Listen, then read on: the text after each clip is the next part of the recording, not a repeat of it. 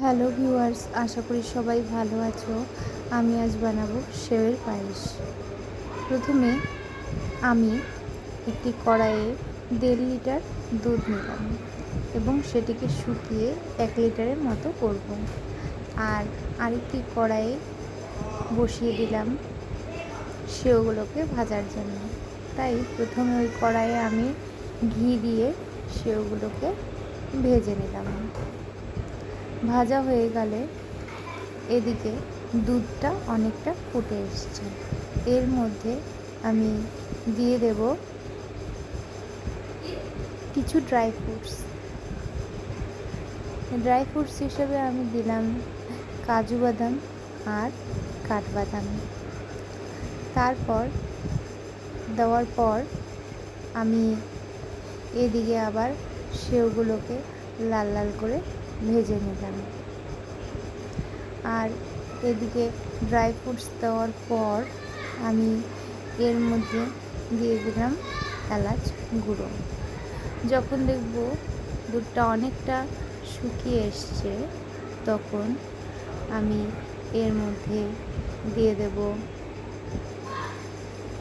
ভাজা করে রাখা ঘিয়ে ভাজা সেই সেমাই বা সেওগুলোকে দিয়ে আমি অনেকটা ফুটে নেব যাতে সেমাইগুলো সিদ্ধ হয়ে আসে।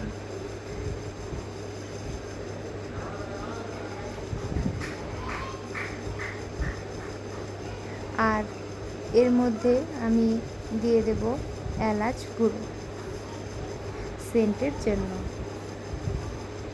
সেগুলোকে ছাড়ার পর যখন দেখব সিদ্ধ হয়ে এসছে তখন আমি চিনির পরিবর্তে মিশিয়ে দেব মিছরি।